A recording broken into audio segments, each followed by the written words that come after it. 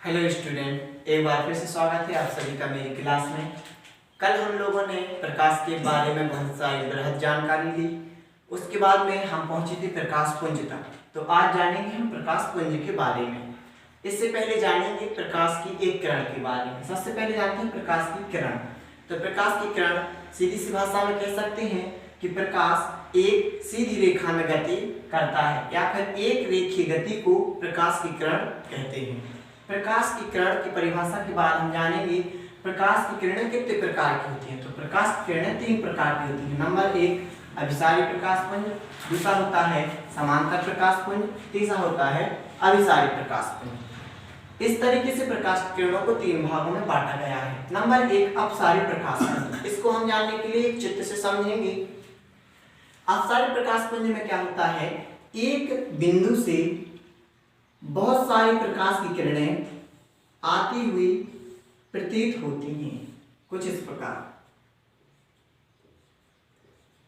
मान लीजिए यह एक बिंदु है जिस बिंदु से बहुत सारी प्रकाश की किरणें आ रही हों। इस तरीके के प्रकाश पुंज को हम अपसारी प्रकाश पुंज कहते हैं। इसकी विशेषता होती है कि प्रकाश की किरणों के बीच की जो दूरी होती है वो निरंतर बढ़ती जाती है और यह किरणें जो होती है वो फैलती जाती हैं। दूसरा है समांतर प्रकाश पुंज। समांतर प्रकाश पुंज बड़ा ही सरल पुंज है जिसमें प्रकाश की किरणें एक दूसरी किरणों के लंबवत चलती हैं तथा यह सीधी रेखा में गति करती हैं, कुछ इस प्रकार।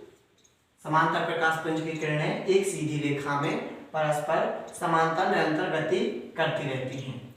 अब होता है हमारा अभिसारी प्रकाश पुंज। तो अभिसारी प्रकाश पुंज और अपसारी प्रकाश पुंज यह दोनों एक दूसरे के बिल्कुल विपरीत हैं। जैसे कि अपसारी प्रकाश पुंज में किरणें एक बिंदु से आती हुई प्रतीत होती हैं या आती हैं, मतलब एक बिंदु से निकलती हैं। लेकिन अभिसारी प्रकाश पुंज में क्या होता है, बहुत सारे प्रकाश की किरणें किसी एक निश्चित बिंदु पर आकर मिलती हैं। इसके लिए जानेंगे इस चित्र से। मान लीजिए यह एक बिंदु है जिस पर बहुत सारे प्रकाश की किरणें आ रही हों या आती हुई प्रतीत होती हों। इस तरीके के प्रकाश पुंज को हम अभिसारी प्रकाश पुंज कहते हैं। जैसे कि यह एक बिंदु हुआ, इस बिंदु पर बहुत सारे प्रकाश की किरणें आ रही हैं या फिर आकर मिल रही हैं या आती हुई प्रतीत हो रही हैं। ऐसी किरणों को हम अभिसारी प्रकाश पुंज कहते हैं। एक बार फिर से रिपीट करेंगे इन तीनों डेफिनेशन को। सबसे पहले जानेंगे अपसारी प्रकाश पुंज। अपसारी प्रकाश पुंज में बहुत सारे प्रकाश की किरणें किसी एक बिंदु से आती हैं या आती हुई प्रतीत होती हैं।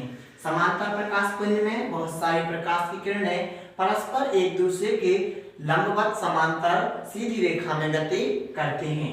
अभिसारी प्रकाश पुंज में एक निश्चित बिंदु पर बहुत सारे प्रकाश की किरणें आकर मिलती हैं या आती हुई प्रतीत होती हैं। अब इसके बाद में हम जानेंगे दर्पण, जो कि हमारा मोस्ट चैप्टर है 10वीं के सेशन की। अगर बात की जाए तो हम जिस चैप्टर पर बात करने वाले हैं वो है दर्पण। दर्पण को इंग्लिश में हम मिरर कहते हैं। तो मिरर के बारे में जानने के लिए मिरर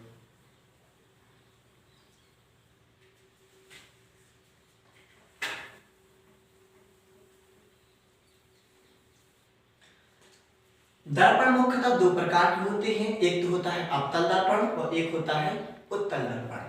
तो सबसे पहले हम इनके नाम लिख लेते हैं। नंबर 1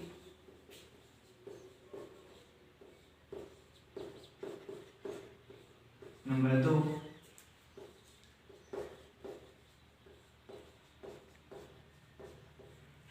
अवतल दर्पण और उत्तल दर्पण। सबसे पहले अवतल दर्पण की परिभाषा जानने के लिए हम एक चित्र बनाएंगे जिस चित्र से परिभाषा बिल्कुल इजी हो जाएगी। दर्पण जो होता है, सबसे पहले हम दर्पण की परिभाषा जानें तो दर्पण कांच का एक खोखला गोला होता है। अब उसे हमें अगर उस कांच के खोखले गोले को अवतल दर्पण बनाना है तो उस पर हमें पॉलिश करनी होगी। पॉलिश कुछ इस प्रकार से करनी है ताकि प्रकाश का परावर्तन उसके अवतल पृष्ठ से हो सके। जैसे मान लीजिए यह एक कांच का खोखला गोला है जिस पर हम पॉलिश करते हैं।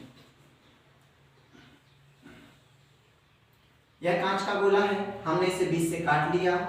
एग्जाम्पल के तौर पर हमने यह वाला कांच का गोला लिया अवतल साइड का।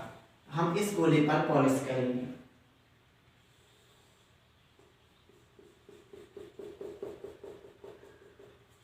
गोले के अंदर वाले पृष्ठ की ओर हमें पॉलिश करना है। अतः इसकी परिभाषा बन सकती है कि किसी कांच के गोले के भीतरी तल पर या अंदर वाले पृष्ठ पर पॉलिश की जाए, इस तरीके के दर्पण को हम अवतल दर्पण कहते हैं। इसका उल्टा होता है उत्तल दर्पण।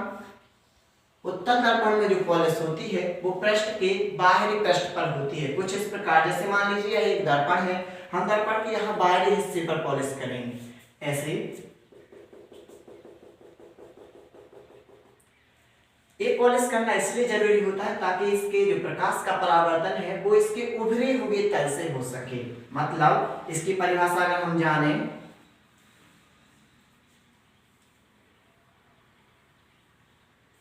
तो यह हो गया हमारा अवतल दर्पण और यह हो गया उत्तल दर्पण। इनकी परिभाषा जानने के लिए एक बार और सुनेंगे। किसी कांच के खोखले गोले पर इस प्रकार पॉलिश की जाए कि उसके दबे हुए या भीतरी तल से प्रकाश का परावर्तन हो सके, उसे हम अवतल दर्पण कहते हैं। उत्तल दर्पण किसी कांच के खोखले गोले पर इस प्रकार पॉलिश की जाए कि उसके उभरी हुई या बाहरी तल से प्रकाश का परावर्तन हो सके, उसे हम उत्तल दर्पण कहते हैं। तो ये इस तरीके से हमारे दर्पण हुए। दर्पण के बाद हम जानेंगे दर्पण की कुछ फोकस दूरियां, उसकी कुछ विभिन्न परिभाषाएं। इसे जानने के लिए हम नेक्स्ट वीडियो को देखेंगे। तब तक के लिए थैंक्स।